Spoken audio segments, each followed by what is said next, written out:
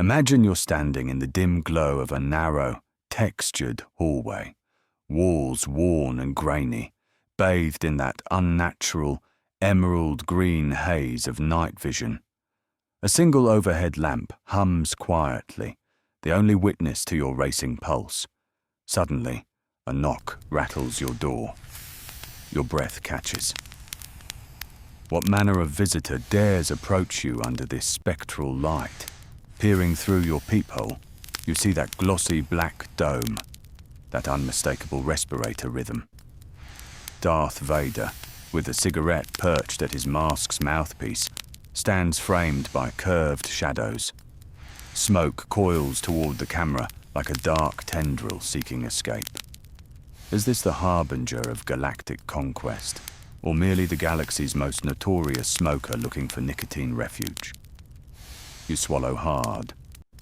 Do you dare crack that door, invite the Dark Lord inside your humble bunker? Or will you dash to the panic room before he force chokes you into cosmic oblivion? But just as you steel yourself for interstellar doom, the scene warps to a stately veranda, white columns bending inward under the fisheye gaze. There, Barack Obama stands, pinstriped tie, crisp lapel flag pin, holding a lit cigarette under his chin. The smoke swirls upward, curling into that twisted lens, as though plotting conspiracies in the garden behind him. Have the Secret Service sent him to broker peace or to spark a new smoke break policy? You wonder if he's come to charm you with the same charisma that once commanded nations, or if he's simply looking for a spot to share a puff and reminisce about those good old days. Would you open the door wide to the man who could win any war with a smile, or slam it shut while you wonder whether inviting America's most eloquent leader in is more dangerous than keeping him out, before you can ponder the logistics of offering a proper welcome? The camera snaps to a grand front door, illuminated by a soft golden porch light. There stands Batman, cowl and shroud replaced by a classy tuxedo, crisp white shirt, bow tie impeccably straight. In his hands, he bears a bouquet of glowing red roses that seem almost dreamlike under that curved lens.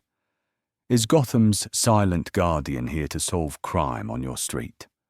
Or is he moonlighting as a hopeless romantic, arriving for a clandestine midnight serenade? The absurdity tugs at you. What do you do if the caped crusader wants to step into your foyer and recite, "Roses are red, violets are blue"? Do you hide his batarangs and hand him a glass of wine?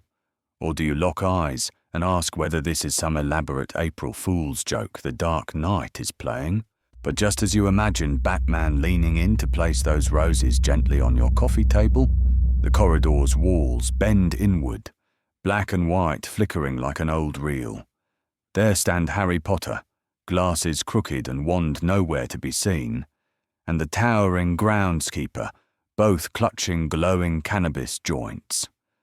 They share a thunderous laugh, smoke spiraling toward that backlit ceiling.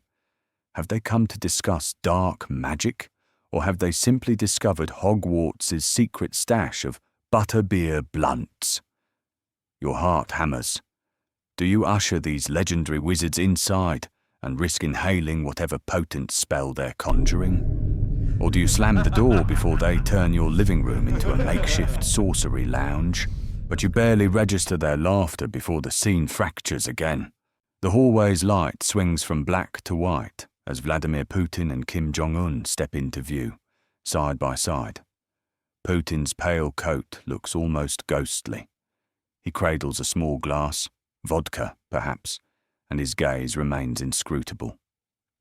Kim holds a hefty bottle of liquor in one hand, glass in the other, lips pursed as though weighing world domination against a good stiff drink. You choke on a gasp. Is the world ending? Have these men released one last nuclear volley and now seek shelter in your bunker? Or are they simply on their way to drown geopolitics in cheap whiskey? Your pulse spikes. Do you fling the door open to offer condolence shots or retreat, convinced this dimly lit corridor is now a roulette table for global annihilation, just as you brace for nuclear fallout. The alley's shadows twist into teal and green hues. Deadpool, clad in his trademark red and black spandex, leans against a brick wall, katana strapped across his back. In his gloved fingers, a smoking vape pen sends plumes of vapor curling toward your trembling eyes. He smirks beneath that mask. You can feel it even without seeing it. Has he come to regale you with fourth-wall-breaking banter, or is he here to challenge you to a vape duel at dawn? You find yourself torn. Do you open the door and let Marvel's mercenary lounge on your couch, or do you barricade yourself inside, convinced he'll turn your apartment into a backdrop for his next R-rated sitcom?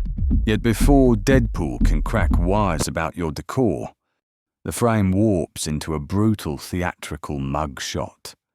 The Joker, burgundy jacket, mustard vest, that chilling grin painted in stark white and red, stares unblinking into the fisheye lens. Blue diamond shapes cradle his eyes. His green hair glints under harsh overhead lights. He clutches a placard reading, 2009 Just Mauled, crooked and mocking. Do you tremble at the thought of inviting Gotham's clown prince into your home? Will he gift you an evening of dark humour, or carve a permanent smile on your face? Your blood runs cold. Every flicker of that overhead light deepens the wrinkles around his painted grimace. Will opening the door be your last mistake? One that even Batman couldn't save you from? But just as you steel yourself against that maniac's stare,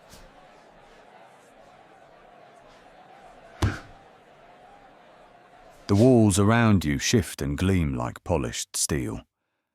There, bathed in soft, halo-like light, stands Jesus, flowing white robe, deep red sash draped over his shoulder, crown of thorns resting gently atop his wavy hair. In his right hand, a full wine glass catches the glow. In his left, a dark bottle cradled reverently to his chest.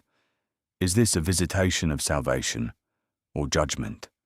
Have you been chosen to share this sacred vintage, or is the Last Supper about to get remodeled in your living room? A hush settles over you as he lifts that glass and offers a solemn nod. Do you open the door and share communion, risking transcendence or, worse, divine scrutiny? Or do you step back, paralyzed by awe and unbelief, wondering if the offer of wine is the warmest embrace or the beginning of an eternal reckoning? What will you choose? 8 visitors, 8 impossible choices. Which one will you welcome, and which one will you fear? The door stands before you. Are you brave enough to knock back?